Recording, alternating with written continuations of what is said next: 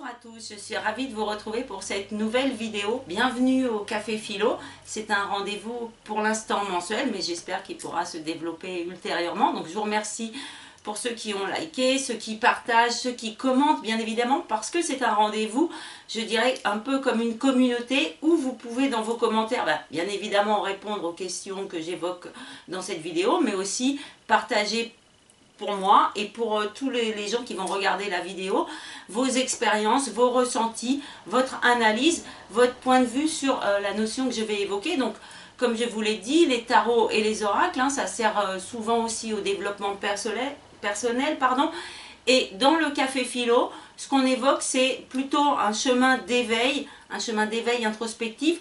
L'idée, c'est de prendre une thématique qui est liée au signe astrologique du mois et de s'interroger sur cette notion. Alors, on peut s'installer actuellement, c'est l'automne, donc bon, le temps est quand même assez changeant, c'est un peu comme la balance, il fait froid, il pleut, il fait beau, il y a peut-être des arcs-en-ciel, donc n'oubliez pas de faire des vœux, mais surtout c'est encore un bon moment pour s'installer tranquillement, prendre un petit café, donc je vous invite à prendre un petit café et à regarder cette vidéo et à évoquer avec moi un concept philosophique. Donc ce mois-ci, avec la thématique de la balance, moi j'aurais pu choisir l'idée du doute, mais douter, on pourra en parler dans d'autres vidéos, j'ai plutôt choisi la notion de justice. Vous connaissez le symbole de la balance, ce sont les deux plateaux en équilibre, il y a souvent un glaive et puis la justice est aveugle, c'est ce qu'on dit. Alors, j'ai pris des notes, bien évidemment, parce que, comme je vous dis, je ne suis pas philosophe et ce n'est pas un cours que je fais, c'est une sorte de réflexion des principes, des questions, et on voit ensemble quelle part ça a dans notre vie, qu'est-ce que c'est la justice.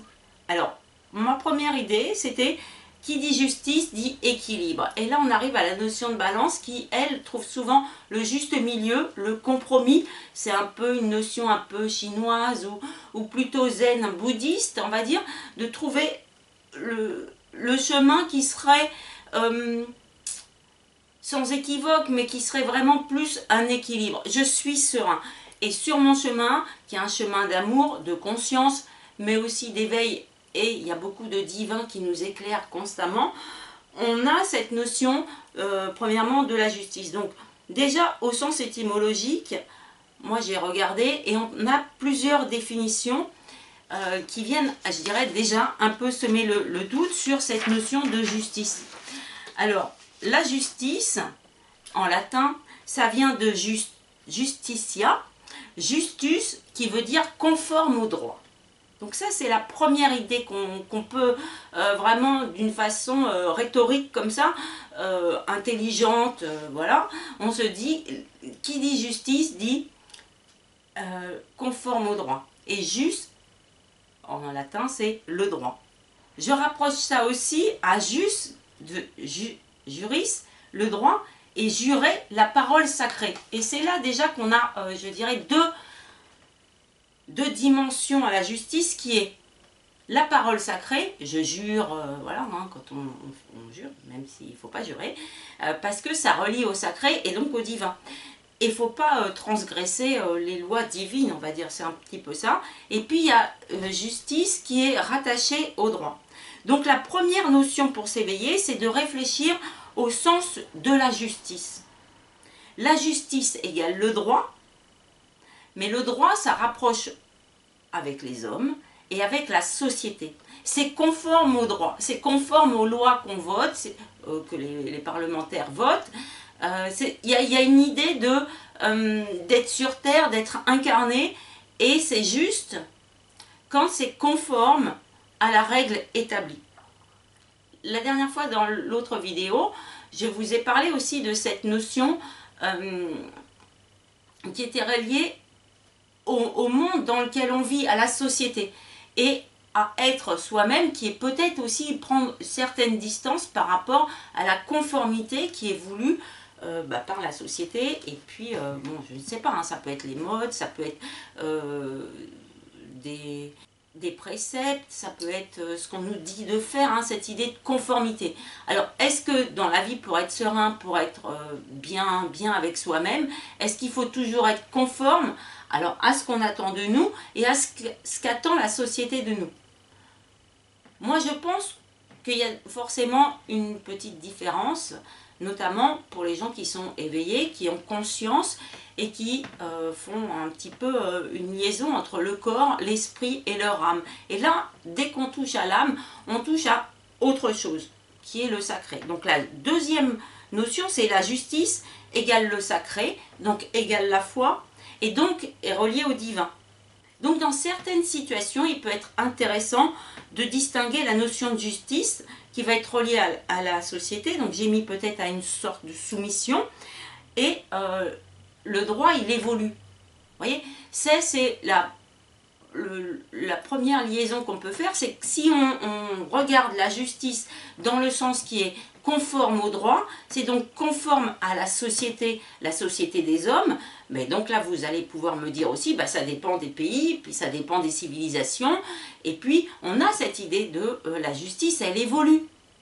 Alors elle évolue avec des influences extérieures, elle évolue aussi par des mœurs, vous voyez, des choses qui pouvaient être interdites il y a quelque temps, par exemple, je prends un exemple tout simple, hein, l'avortement, bah, la justice disait, vous n'avez pas le droit d'avorter. Et maintenant on dit, vous avez le droit. Mais dans certains pays, bah, c'est encore interdit. Donc, est-ce que la justice, qui pourrait être une valeur comme ça, je ne sais pas, grandiose, ou voilà, une valeur universelle quelque part, bah, déjà, on voit que si on l'interprète et si on l'utilise dans le sens de c'est conforme au droit, et bien dans la vie de quelqu'un, je veux dire, mettons une espérance de vie de 70 ans, et ben vous allez vous rendre compte que ce qui était juste à un certain moment ne l'est plus maintenant.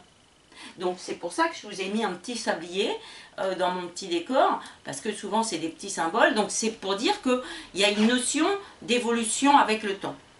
Et donc on a aussi les textes de loi, j'ai dit, et puis il y a aussi la jurisprudence. Donc là, on déborde un petit peu. Il y a ce qui est juste, la loi, mais il y a aussi la jurisprudence qui vient un petit peu modifier les lois établies et qui après peuvent servir de nouveaux préceptes de jugement.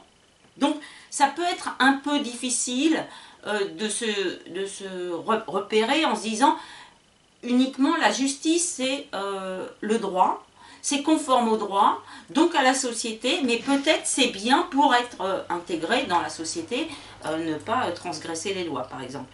Mais alors, si on regarde la justice dans la deuxième approche que j'ai évoquée au début, qui est la justice divine, alors là, on a tout de suite comme référence les 10 commandements, par exemple, donc les tables de la loi de Moïse.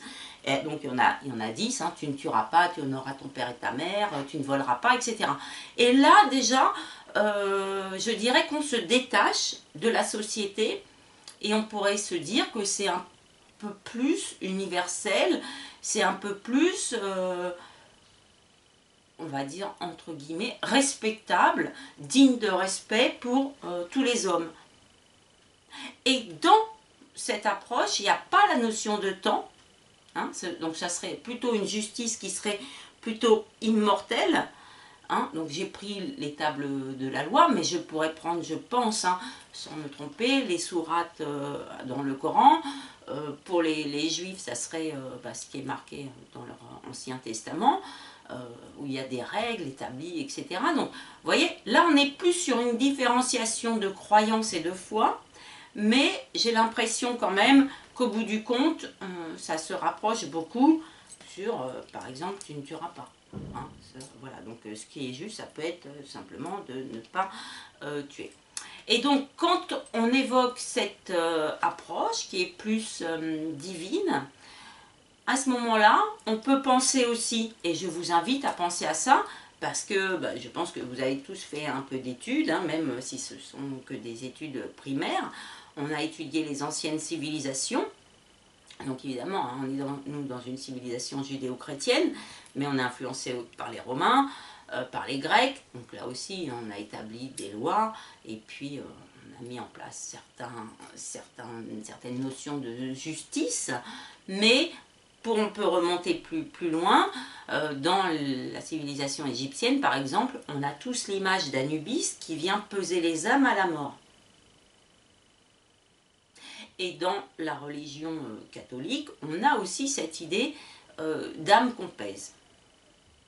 Donc là, si on prend du recul, et je vous invite à ça, c'est de vous poser la question, si je vous dis justice, à quoi pensez-vous? Alors vous pouvez évoquer dans votre tête des souvenirs, vous pouvez évoquer des valeurs qui sont très ancrées en vous, et puis vous demander si, dans certains cas, vous avez agi de façon juste, donc qui était conforme à la loi, conforme à la société, ou si vous avez plutôt agi d'une façon juste pour votre âme. Et là, on pourrait séparer le corps et l'âme. Quand on dit j'agis conformément au droit, évidemment, c'est pour la paix et la sérénité de notre âme, mais en même temps, c'est parce qu'on se conforme. Alors que quand on a au fond de soi une idée de justice qui est plus reliée au divin, à ce moment-là, peut-être qu'on a comme référence dans notre esprit, dans notre cœur, cette idée d'immortalité et d'agir en fonction de ce qui serait juste, mais peut-être avec comme vision, une vision plus immortelle, plus intemporelle, qui serait peut-être que quand on va mourir, eh bien j'aimerais bien que si on pèse mon âme ou pas, voilà, pour rentrer au paradis, ou voilà, qu'on se dise, elle a agi avec justesse et justice. Donc, c'est pas quelque chose qui est évident, cette notion de justice, donc peut-être on peut réfléchir à ça, à la justice qui est des normes évolutives, et à la justice qui serait du divin, de l'universel, et qui serait de l'éternel. Voilà, ça c'est le premier concept. Alors, c'est pas pour vous embrouiller l'esprit, tout ça, mais c'est pour vous signaler que souvent, quand on réfléchit à des choses un peu philosophiques, ben, c'est pas qu'on est perdu, donc on pourrait se dire, bon, préfère ne pas y réfléchir parce que c'est compliqué, mais c'est parce qu'il faut que vous gardiez à l'esprit, c'est quoi votre vision, c'est quoi votre chemin d'éveil, c'est quoi votre chemin d'évolution dans la vie, comment vous faites des choix, comment vous prenez des décisions et comment vous agissez. C'est ça le but de ce café philo, c'est de se rencontrer et puis d'évoquer des choses en se disant oui, là c'est vrai, j'ai été juste, mais peut-être que ce n'est pas vu comme ça par d'autres personnes. Hein, il y a toujours dans ce que je vais évoquer une notion peut-être éclectique comme ça, mais qui insiste sur le fait qu'on est chacun différent et qu'en même temps, bah, dans l'essence même, on se recoupe. Alors, deuxième concept, qui est peut-être quelque chose sur lequel on peut s'entendre. Hein, donc j'ai noté, j'ai trouvé ça, et en plus ça tombait bien parce que dans mon petit livre, c'était pile à la date du 3 octobre. Donc c'est une phrase d'Isaïe, 32-17, hein, j'ai noté. Donc c'est « La justice produira la paix, et le fruit du droit sera le repos et la sécurité pour toujours. » Donc la justice apporte la paix. Ça c'est la deuxième, on va dire, deuxième petite étape dans notre cheminement, de réfléchir, hein, est-ce que la justice est là pour apporter la paix? Moi, je pense que oui. Et d'ailleurs, la thématique, hein, quand vous cherchez la vidéo, c'est la justice, paix ou vérité. C'est de cette manière que je vais aborder ce thème-là. Donc n'hésitez pas à vous abonner à ma chaîne pour avoir les notifications dès que les vidéos elles sortent. Et puis à partager, parce que voilà, plus on est de fous, plus on rit, ou plus on est conscient, et plus on est de personnes, je dirais, intelligentes et à même de prendre du recul sur sa vie et sur les points de vue de l'autre. Hein, c'est libre d'expression ici, c'est libre d'opinion, donc vraiment tout est bienvenu. Donc pour se détacher de cette idée de la justice des hommes et la société et la justice divine et éternelle, on s'entend sur le fait que la justice apporte la paix. Est-ce que ça c'est vrai? Est-ce que c'est le but de la justice ou d'un jugement, d'une opinion qui serait juste, d'un agissement qui serait juste? Ce serait d'apporter la paix. Moi je pense que c'est une approche assez intéressante pour le simple fait que c'est le but aussi, mettons, des lois du Parlement qui sont votées, hein, c'est-à-dire tu tues, tu vas en prison, bon voilà c'est juste, et du fait c'est que la société vit en paix parce que la personne qui transgresse les lois n'est plus mêlée aux autres personnes qui peuvent évoluer en paix et en sécurité. Hein, il y avait cette idée aussi de sécurité et donc de repos. Donc si on se rapproche de ce que j'ai parlé tout à l'heure du divin, peut-être aussi que agir avec justice, c'est se procurer la paix éternelle, le repos éternel, c'est être digne de ça. Alors, un exemple que j'avais pris, c'était par exemple le jugement de Salomon. Alors, bon, j'ai été chercher, mais bon, moi je le connais, hein, et tout le monde le connaît, mais j'aime bien des fois être assez carré. Donc le jugement de Salomon, hein, qui est devenu un peu comme un terme courant, c'est un verdict qui met fin à un conflit en renvoyant dos à dos les parties. Donc c'est inspiré par la Bible et c'est le jugement de Salomon. C'est celui qui a tranché avec sagesse un litige qui opposait deux femmes qui revendiquaient chacune la maternité du même enfant. Donc je reprends l'exemple, je développe un petit peu. Donc c'est une femme qui vient devant Salomon, qui lui demande de juger la maternité, qui revendique la maternité d'un enfant, et il y a une autre femme qui revendique aussi la maternité du même enfant. Donc de suite on comprend que ce n'est pas possible, deux femmes ne peuvent pas revendiquer la maternité du même enfant. Et Salomon les renvoie dos à dos, et il trouve une astuce qui est très habile et qui est pleine de sagesse, et qui dit comme ça, je vais donc découper l'enfant en deux et vous en aurez chacun un bout. Bon, ça peut paraître un peu ardu, mais en disant ça, il y a une des femmes qui dit non, non, donnez-la lui, donnez-lui l'enfant. Et Salomon comprend que la vraie mère de l'enfant, c'est celle qui accepte de se sacrifier pour que le bien-être de l'enfant, pour que l'enfant vive, et parce qu'elle l'aime, parce que c'est son enfant, et du coup, elle ne veut pas qu'on lui fasse du mal, et elle ne veut pas qu'on le coupe en deux. Alors que l'autre personne, bah, ça pourrait être, alors quand j'ai coupé en deux, ça pourrait être l'idée de la garde, voilà, toi tu l'as pendant un an, puis toi tu l'as pendant un an. Mais c'est cette idée d'amener une notion de justice qui serait liée avec le sacrifice, par exemple. Ça peut être important dans la vie de tous les jours, et c'est pour ça que j'évoquais ça, parce que vous pouvez être confronté à des événements où ce qui vous paraît juste ne l'est pas, mais vous êtes prêt à faire un sacrifice pour que cette décision apporte la paix. Voilà, c'est ça. Alors, j'ai pris des notes. Hein. Je suis partie d'un postulat qui dit, doit-on toujours faire ce qui est juste?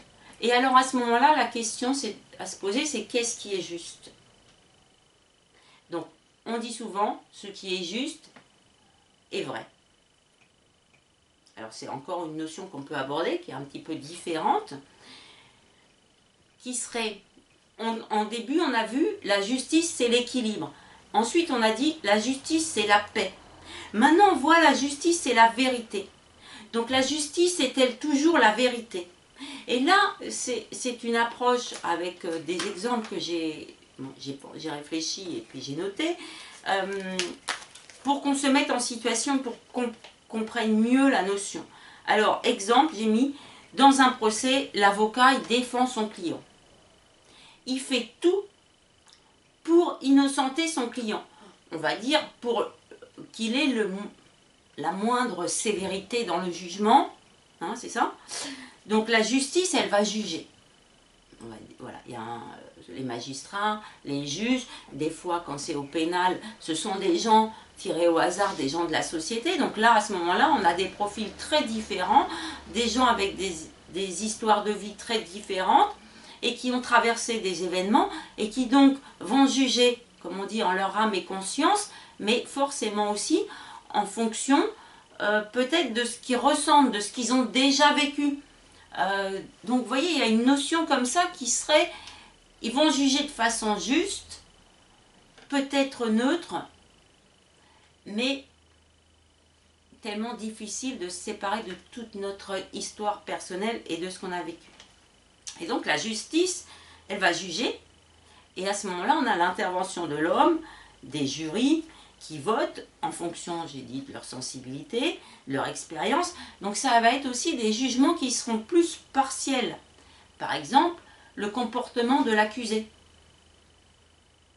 Quelqu'un qui est accusé de vol, ou, mais ça peut être des petites choses aussi, hein, ou de squatter, ou je sais pas, s'il rigole, s'il se moque des gens, s'il dit bah oui c'est normal, moi j'ai pas de maison donc je rentre dans une maison, je m'installe, j'ai faim, je vole. Donc vous voyez, on pourrait se dire bah oui il a faim, il vole.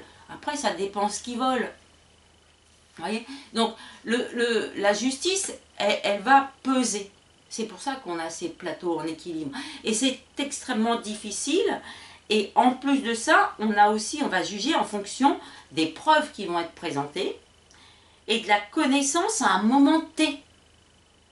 C'est-à-dire, est-ce qu'il y a des témoins? Est-ce qu'il manque un témoin? Et donc des fois, on va juger, ou la justice va être rendue, alors que peut-être, avec le temps, on aurait peut-être un autre témoin qui viendrait peut-être innocenter la personne ou au contraire l'accabler. Donc on peut se rappeler des erreurs de justice. Par exemple, bon, moi j'ai pris comme exemple Omar Haddad, hein, et la personne, ensuite, elle doit être réhabilitée. Mais socialement, moralement, et il y a une idée d'un combat pour la justice. Donc, la justice, dans ces cas-là, est-ce qu'elle est juste, est-ce qu'elle est vérité, ou est-ce qu'elle n'est vérité qu'à un instant T? C'est aussi pour ça qu'il y a de la jurisprudence, et c'est aussi pour ça qu'il y a des notions de temps, et que la justice des hommes, je dirais, est partielle. Vous voyez? Donc, un deuxième exemple que je vous ai pris, c'est, on est à l'école. Le professeur, il met 10 à 2 copies. Hein, voilà. Donc, il y a un élève qui progresse, qui travaille peut-être, que ça vaut 8 ou 9. Mais le professeur, il lui met 10. Pourquoi? Pour l'encourager, pour le motiver, et pour que l'élève, il ait la moyenne. Donc, est-ce que c'est juste? Le deuxième élève, il a des facilités. Mais on va dire qu'il se repose un peu sur ses lauriers. Bon, voilà, il a des facilités, il ne fait pas trop de révision, voilà.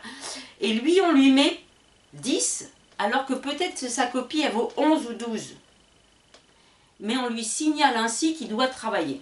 Donc on ne sanctionne pas vraiment, parce qu'on ne lui met pas en dessous de la moyenne, donc on ne punit pas quelque part. Mais on veut aussi lui ouvrir les yeux et le motiver. Alors là, vous pourrez m'indiquer en commentaire, est-ce que vous trouvez ça juste? Est-ce que ces deux élèves méritent 10? Ou est-ce qu'il y en a un qui mérite vraiment 8 ou 9? Et l'autre mériterait 11 ou 12?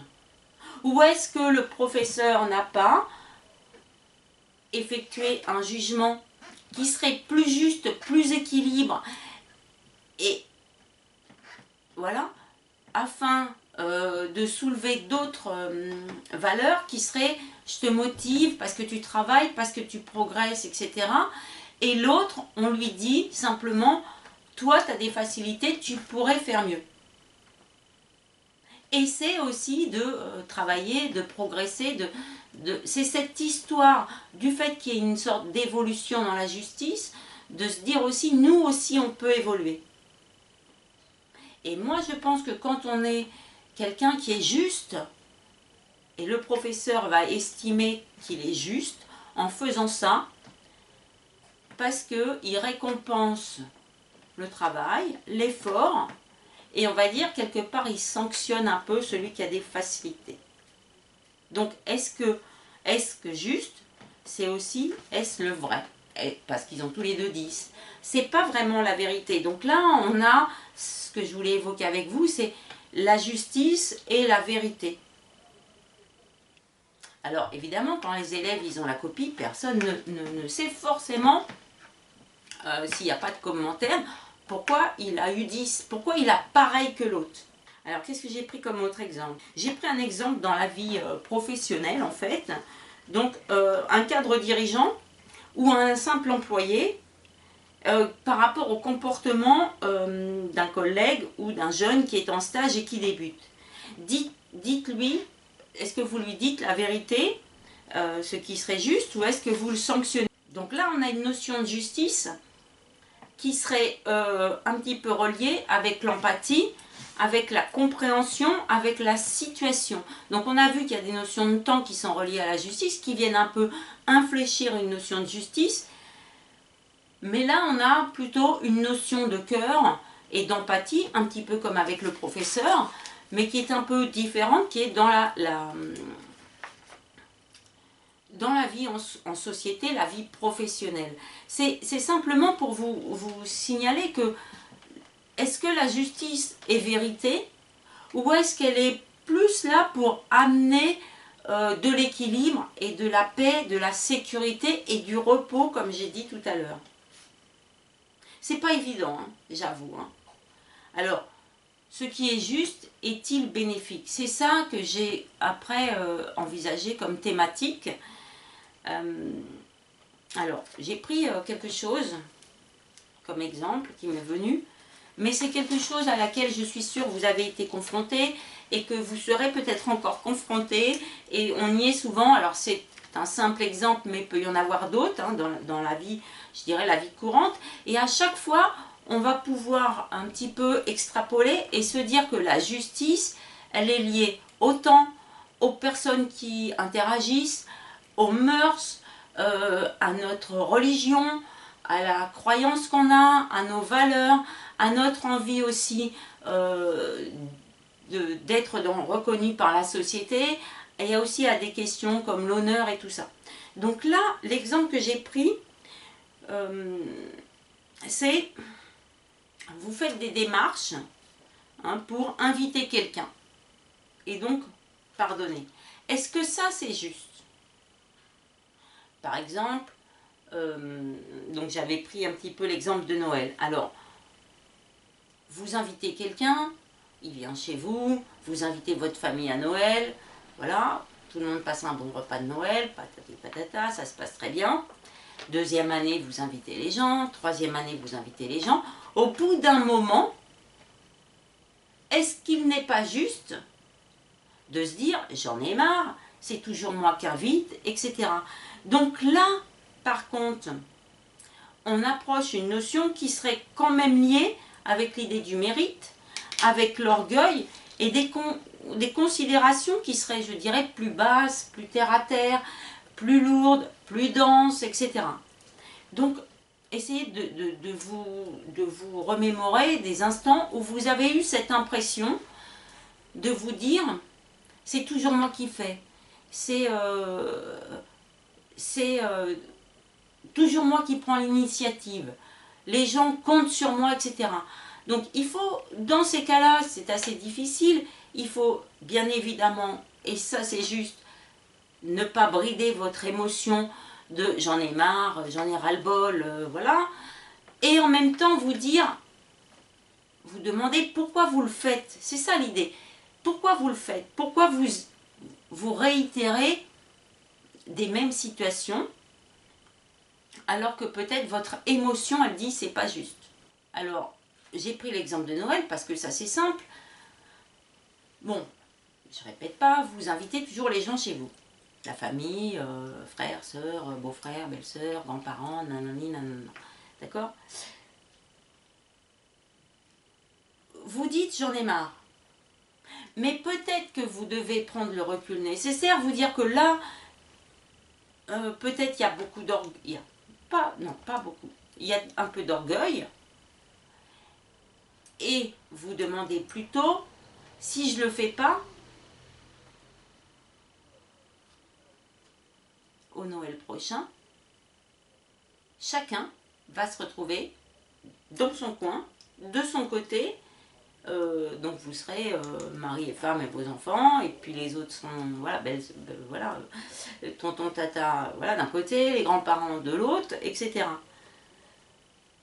Mais si vous en avez envie, si vous avez envie, si pour vous c'est important que Noël ça soit la famille, que vous réunissiez tout le monde, que finalement vous êtes content parce que les cousins jouent avec vos enfants, parce que vous voyez le sourire de vos parents, et puis il y a une idée de transmission, il y a une idée de tradition, il y a une idée intemporelle. Et là on est dans la justice divine, hein, quelque chose qui est plus dans le sacré et le divin, qui dit ok, au niveau social, c'est injuste et j'en ai marre, mais au niveau divin, il y a, oui, non, c'est une valeur qui compte, on fait Noël tous en famille, et donc, ben, je vais réinviter les gens, parce que sinon, il ne va rien se passer. Alors, vous pouvez aussi vous dire, cette année, je ne le fais pas, mais la personne qui est punie, c'est plutôt vous, parce que peut-être que les autres, bah, du coup, ils vont s'organiser ensemble, ou peut-être qu'ils vont aller voir d'autres amis ou d'autres belles familles. On connaît le tiraillement qu'il peut y avoir. Donc, ce qui est juste, c'est pas toujours quelque chose qui serait juste. C'est plutôt quelque chose qui est bénéfique et qui vient apporter la paix. Donc, vous pouvez vous dire, bah, j'invite pas, et comme ça, ils verront ce qui se passe. Et donc, l'idée là de votre agissement, c'est d'être plus sage que la justice. Voilà, donc il y a une notion de sagesse que je voulais apporter qui est, oui, quelque part c'est injuste, non, parce que ça correspond à vos valeurs de famille, de réunion de famille et tout ça. Et donc c'est juste parce que ça vous fait plaisir. Et quand je fais des voyances et tout ça, je me place toujours du point de vue de la personne, du consultant ou de la consultante qui m'interroge. Et mes conseils sont là pour lui apporter la paix. Et dans le café philo, j'apporte des réflexions, voilà, mais en même temps, en me situant par rapport à vous, en essayant de vous donner des pistes de réflexion, mais en même temps, en vous faisant un peu réfléchir ou voilà, évoquer des événements dans votre vie ou des épreuves, et en peut-être en se disant, bah là j'ai eu tel comportement, mais est-ce que j'étais vraiment sur un chemin d'éveil et puis d'introspection et puis de sagesse, un chemin plus divin, ou est-ce que j'étais plus dans une démarche sociale de ma relation avec les hommes? Voilà. Et là, on a ces deux tendances de la justice qui serait le droit, mais évidemment, vous avez le droit de ne pas inviter votre famille, hein, il n'est pas là la question. La question, c'est de savoir si vous préférez refaire l'effort et puis vous dire, ok, je prends sur moi, ou est-ce que vous le faites quand même parce que vous trouvez que c'est plus sage, et au lieu de faire, j'ai mis ce qui vous paraît juste ou injuste, faites plutôt en fonction de votre personnalité, qui est, j'ai noté, la générosité, l'empathie, la bienveillance, et ce que vous aimeriez qu'il soit juste. Voilà. Alors j'ai pris un autre exemple. Bon, ça peut être des exemples que j'ai dans les consultations, mais c'est aussi des choses qu'on voit dans la vie courante, hein, en discutant avec des gens, nos amis, la famille, tout ça. Donc on prend, mettons, les parents divorcés. L'enfant, votre enfant ou les enfants vont plutôt juger en fonction de leurs émotions. C'est ça qu'il faut se dire. Hein, alors que ses parents vont prendre une décision qui leur est propre. Exemple, ça peut être des raisons financières, des raisons parce que vous ne voulez plus vous voir. Ça peut être aussi avec vos parents, hein, pareil. Voilà. Mais peut-être qu'avec le temps, notre émotion, elle a changé. On a pris du recul. On a nous aussi vécu des événements. Et donc, on voit la situation d'une façon différente. Donc, comme je viens de vous dire que moi, je me place sur votre chemin à vous, et c'est plutôt ça qui m'intéresse, c'est cette idée d'éveil introspectif. Et si vous êtes des parents, vous vous aimez plus, par exemple, vous avez le droit de rester ensemble. Et vous pouvez vous dire c'est juste pour l'enfant, parce que ça lui offre une structure familiale, sécurisante, dans laquelle il peut s'épanouir dans la paix, etc. Est-ce que c'est juste? Oui, d'un certain point de vue. Est-ce que ceux qui se disent quand même je vais divorcer, on va faire la guerre d'alterner, est-ce que c'est aussi une décision qui est juste? D'ailleurs, elle doit passer par la justice des hommes. Bah, la réponse est oui aussi, parce que vous apprenez à votre enfant de ne pas rester dans des situations où il aurait à subir des situations où il ne se sent pas bien, où il ne se sent pas épanoui, alors qu'il n'y a plus d'amour, par exemple. Donc, dans les deux cas, vos décisions sont justes. Elles sont justes par rapport à vous. Donc, la justice, elle est donc très personnelle. Vous voyez, on a dépassé on va dire une certaine phase où on a vu la justice c'est celle du droit et des hommes. Après on a vu la justice c'est le divin. Après on a vu la justice c'est ce qui est vrai. Et là on voit que la justice en fait elle est vraiment, même si elle a un caractère un peu universel, elle est extrêmement personnelle. Mais elle doit amener quelque chose qui amène la paix. Donc si, je prends l'exemple du divorce, l'enfant par exemple ensuite, il ne va pas vouloir que vous rencontriez quelqu'un d'autre. Parce qu'il a un lien avec son père et sa mère. Et s'il y a quelqu'un d'autre, il peut avoir de l'affection, mais ça ne sera pas son père ou sa mère. Vous voyez? Mais peut-être va y avoir de la jalousie, des blessures. Ça, c'est encore des choses qui sont très personnelles et l'enfant va devoir traverser cette épreuve, faire preuve de résilience.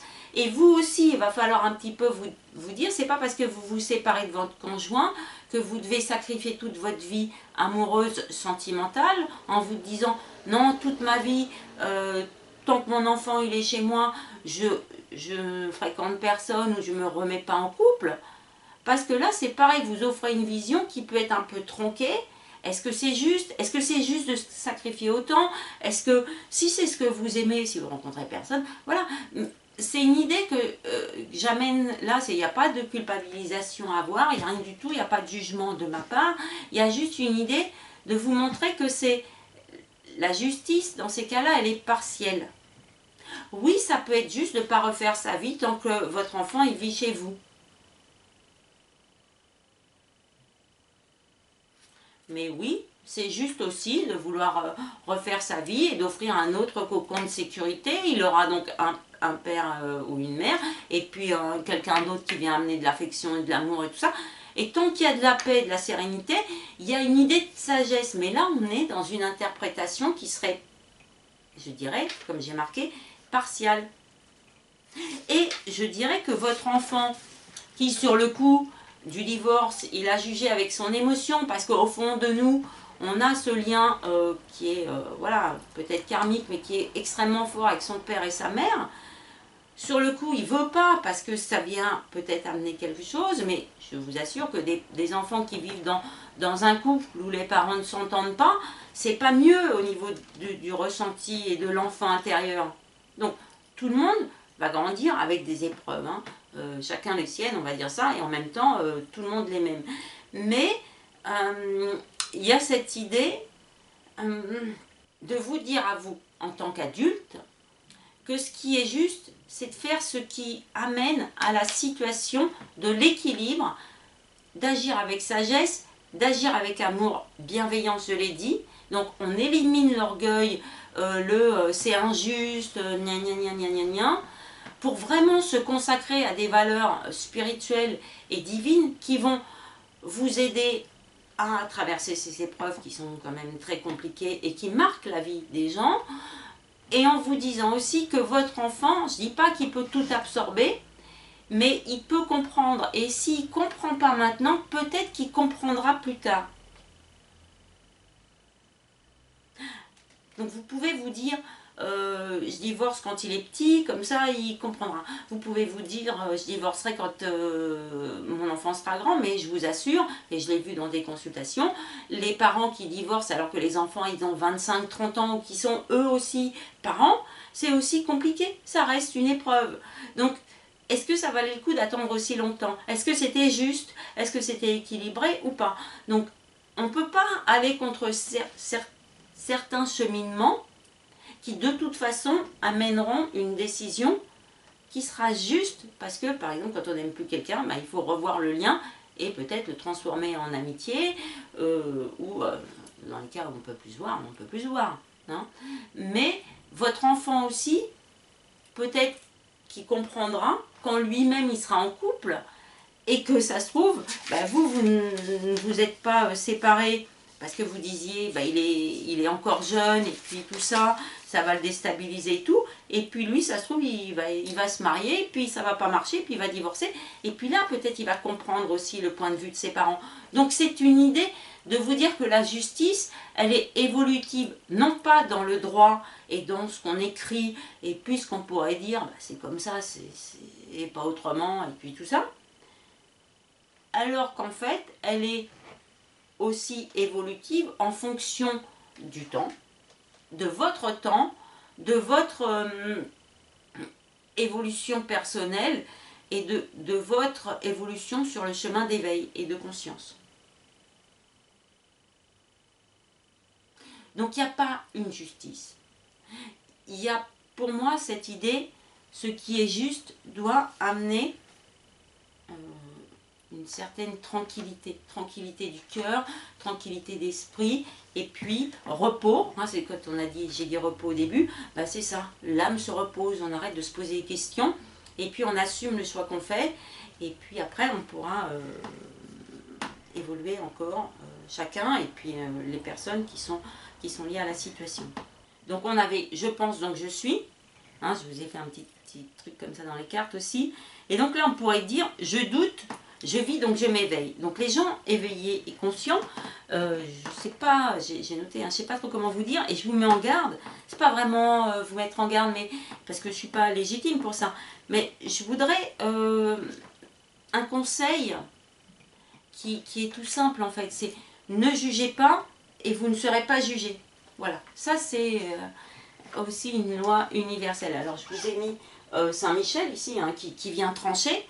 Il y a le glaive et tout ça, donc il y a cette idée du divin qui va trancher les situations, mais qui dit aussi, je ne juge pas. Je ne juge pas les autres, ça veut dire que je n'apporte pas forcément mon point de vue, et petit clin d'œil à ce que je viens de dire sur le divorce, il n'y a pas d'approche bénéfique, il n'y a pas quelqu'un qui peut vous dire, fais ci, fais ça, moi j'ai fait comme ci, ça se passe super bien, tout ça. Non, ça dépend des enfants, ça dépend des parents, ça dépend des relations, ça dépend de votre rencontre, ça dépend du lien, ça dépend de plein de choses, de votre famille aussi, de comment on a grandi, tout ça. Hein, ça dépend de votre signe astrologique, hein, il y a des signes qui s'attachent moins que d'autres, ou qui ont moins cette notion de famille. Donc, il y a l'idée dans ne jugez pas et vous ne serez pas jugé, de se dire que vous avez traversé des épreuves et que vous êtes passé par là, qu'on appelle un peu la résilience. Donc vous dites vous-même, j'ai appris, donc je sais. Et là, c'est ça que je voulais vous dire. Non, non, on n'a pas cette... il ne faut pas se mettre à la place du juge. Voilà, on n'est pas Nubis, on n'est pas là-haut quand on va arriver avec notre vie, et puis nos épreuves, et puis nos bonnes actions. C'est pas à nous de juger. Donc, il y a une idée qui est dans la vie, il faut être indulgent, il faut être plus souple, même peut-être plus que les autres, parce qu'ils peuvent avoir besoin de faire des erreurs. Voilà, c'est ça que j'ai noté. Et de se rendre compte par eux-mêmes de la situation. Donc, j'apprends la leçon pour guérir, pour l'éveiller, pour évoluer et pour devenir plus juste. Hein, il y a cette idée-là qu'on traverse des épreuves qui sont destinées aussi à nous rendre plus justes. Mais ça peut être aussi en fonction des défis, des défis de notre âme, dans laquelle, pourquoi elle s'est incarnée, pourquoi dans cette vie-là, pourquoi ces rencontres-là, pourquoi ces souffrances-là, pourquoi ces épreuves-là, pourquoi cette gratitude-là, etc. Donc, il y a cette idée des fois que pour être juste, il faut... Alors, j'allais dire pour être juste, il faut se montrer injuste. Mais pour être juste, il faut être silencieux peut-être. Voyez ? C'est cette idée. On peut reprendre l'exemple de j'invite les gens à Noël. Comme je vous ai dit, vous pouvez vous dire, bon, cette année je ne les invite pas, puis ils vont comprendre la leçon. Mais peut-être pas en fait. Peut-être ça c'est vous qui espérez que les gens de votre famille vont comprendre la leçon. Mais peut-être que eux, de leur côté, ils se disent pas bon, on va pas le faire puisque elle a qu'à le faire. Vous voyez? Elle est gentille, elle va le faire, comme ça nous on ira chez elle et puis elle décorera sa maison et puis pour nous c'est moins de tracas, on a juste à acheter des cadeaux à venir. Vous voyez? Ça peut être une interprétation que vous pouvez avoir. Est-ce qu'elle est vraie ou pas? Ça, peut-être pour certaines personnes. Mais peut-être que pour d'autres personnes, par exemple vos frères et sœurs qui vous connaissent, ils se disent, moi je sais qu'elle aime bien inviter les gens chez elle. Parce qu'elle aime bien rassembler sa famille autour d'elle. Ou peut-être ils se disent, bah, avec elle c'est toujours bien fait, parce qu'elle a des valeurs, parce qu'elle y met toujours beaucoup de soins, parce qu'elle est bienveillante avec tout le monde, parce qu'on se sent bien chez elle, parce qu'elle met tout le monde à l'aise, parce que... donc, l'idée, c'est de ne pas surinterpréter une situation, ou pas prêter aux autres des intentions et des jugements qu'ils n'auraient pas sur vous, par exemple. Il n'y a pas de moquerie, peut-être, il y a simplement, c'est la meilleure pour ça. Et c'est là où, au lieu de se dire j'en ai ras-le-bol, j'arrête, il faudrait regarder la situation en se disant, en fait c'est juste, c'est normal que ce soit moi, parce que je suis la meilleure. Et là, il faut réinterpréter un petit peu notre vision de la situation en se valorisant plutôt qu'en se dévalorisant. C'est pour ça que dans un chemin d'éveil et d'introspection, il vaut mieux toujours privilégier l'empathie et la bienveillance envers les autres, mais aussi envers vous-même. Et cette idée de sagesse, ça peut être ça peut être dans certaines situations, essayer de renverser l'interprétation que vous avez de la situation. Plutôt que d'y voir de l'injustice, dites-vous, est-ce que c'est effectivement, il n'y a pas une certaine justice? Bah oui, c'est juste que j'ai ce travail parce que j'ai un très bon profil. Oui, c'est juste que les gens me demandent des conseils parce que je donne des bons conseils ou parce que je sais écouter les gens. Et là, on renverse. Et dans ce café philo, c'est ce que j'aime vous apporter, c'est une idée de recul, mais c'est une idée de réflexion sur le fait que, bah voilà, dans une face, il y a deux côtés, pile ou face. Et dans ce qu'on peut dire c'est juste, il y a un côté injuste, mais je dirais autant ce qui est juste, c'est difficile de le rendre injuste, autant ce qui peut être injuste, dans un premier regard, on peut le réinterpréter en disant ça c'est juste. Donc j'avais mis l'exemple de Noël. Donc l'idée c'était d'être humble et de plutôt, au lieu de se dire je vais apporter les leçons aux autres, peut-être les laisser apprendre la leçon eux-mêmes. Donc c'est une idée que la justice, elle n'est pas forcément vraie, mais pour moi elle amène une idée de sagesse. Et quand on pense au jugement de Salomon, on pense à la sagesse dont il faisait preuve. Et je crois, et je vous transmets ça, parce que c'est un point de vue, je pense que là-haut, ou quand on sera jugé, alors soit par un nubis, soit par qui va juger, on va plutôt regarder ça. Est-ce qu'on a été sage? Est-ce qu'on a été plutôt méritant?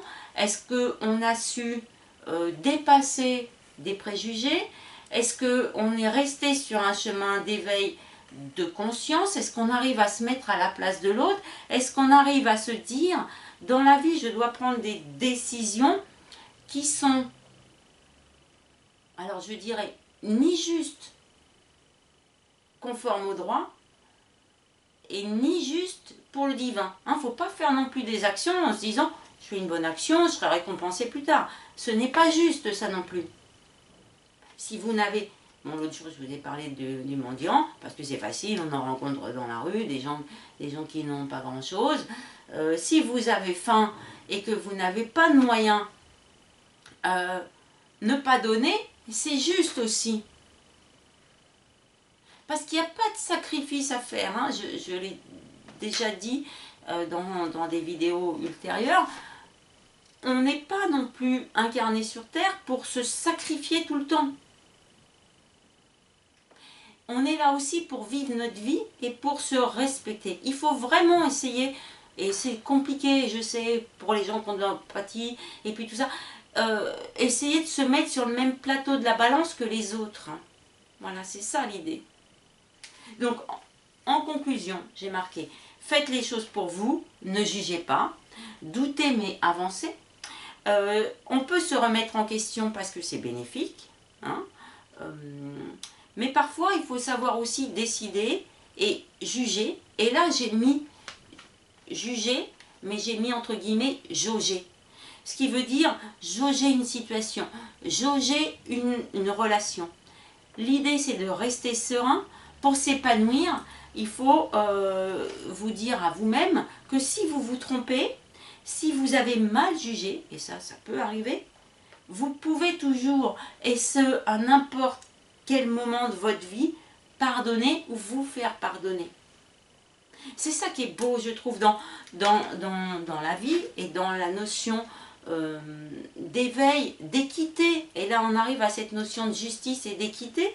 C'est savoir douter et en même temps se dire qu'on agit et qu'on peut décider ou regarder une situation, bon, on va mettre jugé comme ça, en fonction de notre personnalité, de notre vie, de ce qu'on a vécu, des gens qu'on a rencontrés, des gens qu'on fréquente et puis tout ça, ou du cercle de vie qu'on a. Mais qu'autant la justice, niveau définition conforme au droit, elle évolue, autant nous aussi on évolue, et que donc on pourrait regarder une situation ou une épreuve d'une façon différente. Tout à l'heure j'ai dit partial, je vous avais pris l'exemple de l'enfant dont les parents divorcent, mais en se disant peut-être j'ai mal jugé, peut-être il y a autre chose, peut-être je peux m'excuser. Et là, on aborde cette idée de pardon et surtout, on va laisser à l'autre l'idée de se confronter avec un nouveau concept philosophique, c'est le pardon, oui ou non. Donc, il faut ajouter à tout de la bienveillance. Alors, je vais prendre un exemple aussi parce que j'aime bien des fois, j'ai fait un peu de sentimental, j'aime bien replacer ça un peu dans la vie professionnelle. Et on le verra. Dans la prochaine vidéo du Café Philo, j'ai déjà trouvé la thématique hein, qui va être liée avec le scorpion. Mais là déjà on peut titiller un peu la notion. C'est, il y a un licenciement, il y a des difficultés économiques ou pas, ou, voilà, on ne connaît pas la situation générale de la société, des comptes, peut-être des plans ou de choses qui vont évoluer plus tard. Ça. Mettons vous êtes licencié, vous trouvez ça injuste. Et ça peut être une épreuve. Mais, comme le plan divin, il paraît qu'il est très bien fait, et que tout ce qui nous arrive, on peut le surmonter, on a le droit, vous avez le droit de juger la situation première, je vais dire, du licenciement comme quelque chose qui est injuste. Pourquoi moi, pourquoi pas l'autre, peut-être que l'autre il est plus commercial et que là vous êtes plus un comptable et que là, votre société s'est regroupée avec une autre société, donc on a moins besoin de gens des comptables puisqu'ils vont faire double emploi, alors que le commercial on va en avoir besoin pour développer l'activité. Vous voyez, bon, je peux parler des heures, hein, vous savez, mais il y a cette idée de, au début vous pouvez vous dire c'est injuste, et souvent on se rend compte des fois, mais pas de suite, mais longtemps après, quelques années des fois, on se dit, en fait, c'était bien que j'ai vécu ça. Cette épreuve-là, elle m'a fait grandir, elle m'a fait évoluer, elle m'a fait m'éveiller. Peut-être que d'être licenciée, ça m'ouvre sur l'idée, je peux me reconstruire, je peux changer de carrière, je peux faire une formation, je peux avoir du temps pour moi, pour me reposer, parce que finalement, on est dans le travail et c'est la sécurité. Mais c'est bien la sécurité, hein, c'est juste, tout le monde a le droit à la sécurité, le confort et tout ça. Mais du temps pour soi, c'est bien aussi. Du temps pour prendre du recul, du temps pour apprécier sa famille, du temps pour s'apprécier soi-même, pour se dire, bah oui c'est vrai en fait, peut-être je végète un peu dans cette société finalement, elle m'a aidé à trouver une autre voie d'évolution, d'épanouissement. Mais on ne va pas se le dire tout de suite. C'est vrai que les gens, même vous êtes passé par là peut-être, et vous dites à quelqu'un qui est licencié, t'inquiète pas, tu vas voir, ça va être super, après tu vas retrouver un travail qui va être mieux et tout ça. Pas forcément. Il y a des gens qui dépriment énormément, ou qui pour eux c'est vital d'avoir un travail. Donc, on peut amener son point de vue, on peut conseiller aux gens, mais je pense que la valeur qui est la plus juste possible à avoir dans la vie, c'est une notion d'écoute et de bienveillance. Et je suis certaine que vous êtes déjà sur ce chemin-là, qui est un chemin d'éveil qui me paraît très juste et qui vient faire un compromis, à mon sens, qui serait un compromis extrêmement équilibré entre la notion de justice conforme au droit et la notion de justice qui est liée au divin et qui serait intemporelle. Et là, vous êtes l'incarnation, je dirais, sur Terre, de quelqu'un de sage et quelqu'un de juste. Donc ne pas dire aux autres ce qu'ils doivent faire, les écouter, peut-être les conseiller et leur dire surtout, fie-toi à ce que toi tu as envie de faire. En conseillant, comme je vous l'ai fait dans l'approche de la conclusion, qu'on peut toujours revenir en arrière. On peut s'excuser. La justice, c'est difficile. Je voulais aborder cette question parce que la balance amène l'équilibre, mais elle n'amène pas forcément le repos parce qu'elle doute beaucoup. Et en abordant cette question de la justice au Café Philo, j'ai voulu plus insister sur comment on peut avoir le repos, comment on peut avoir la sérénité, tout en essayant d'être juste, mais d'être juste je dirais, c'est pas seulement en trouvant l'équilibre vrai, pas vrai, juste, injuste, choses comme ça, mais en faisant plutôt l'équilibre avec le ciel, la terre, donc le divin, la société, donc nous, les autres, et puis on est plutôt dans, je dirais, une sorte de cube, et on trouve le milieu du cube.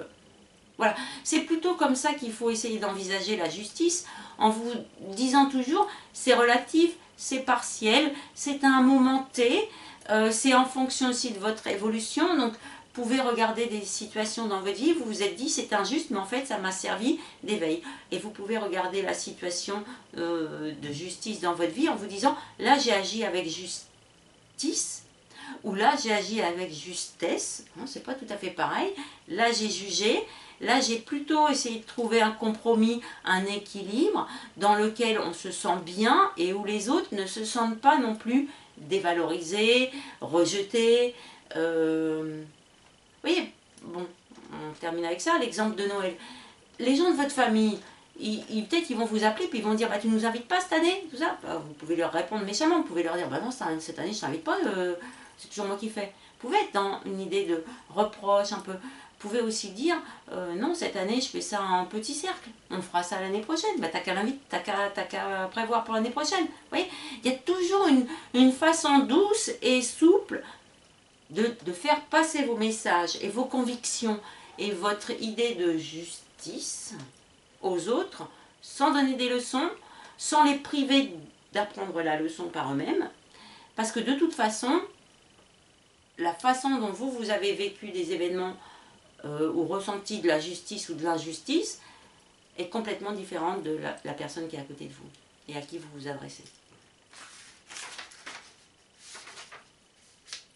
Voilà, donc le mois dernier, en septembre, avec la Vierge, on a appris que dans la vie, on essaie de faire au mieux, que la perfection se trouve sans doute dans nos imperfections, c'est ce que j'avais évoqué. Donc ce mois-ci, avec la Balance, nous découvrons que la justice n'est pas toujours la vérité, que l'indulgence et le pardon sont parfois aussi justes que la sanction. Le chemin qu'on parcourt ensemble, il s'éclaire, hein, je trouve, et nous progressons tous de manière solidaire et fraternelle, amicale aussi, c'est ça que je trouve ça sympa. Donc n'hésitez pas à partager vos réflexions, vos expériences. On se retrouve bientôt pour un nouveau Café Philo, une petite pause sympathique, bienveillante, tous ensemble, à réfléchir, alors à m'écouter peut-être dans un premier temps, puis en même temps, vous pouvez zapper, vous pouvez vous dire, bah là, elle a tort, et vous pouvez me le mettre aussi en commentaire, je ne suis pas d'accord avec ton approche, etc. Moi, je n'offre qu'un point de vue, et c'est une chaîne libre d'opinion et libre de commentaires, donc voilà. Dites-moi, qu'est-ce qui vous paraît juste, injuste, comment on y remédie, et puis peut-être donnez-nous des définitions de la justice ou des cas concrets de votre de votre vie, de vos épreuves ou de vos bénédictions, on va dire ça comme ça, qui peuvent éclairer le chemin de tout le monde et qui viennent, je trouve, amener de la sagesse sur le chemin de chacun. Voilà, c'est un peu le but de ce Café Philo. Donc je vous souhaite un joli mois d'octobre. On se retrouve très prochainement pour le Scorpion. C'est pas facile le Scorpion, mais ça va aller dans le prolongement de ce que j'ai un petit peu évoqué là, qui est, j'avais dit, une injustice qui amène une situation meilleure. Ben, avec le Scorpion, on va aller plus loin, on va creuser un autre concept. Et je vous retrouve très vite et merci encore pour toute votre amitié. À bientôt. Au revoir.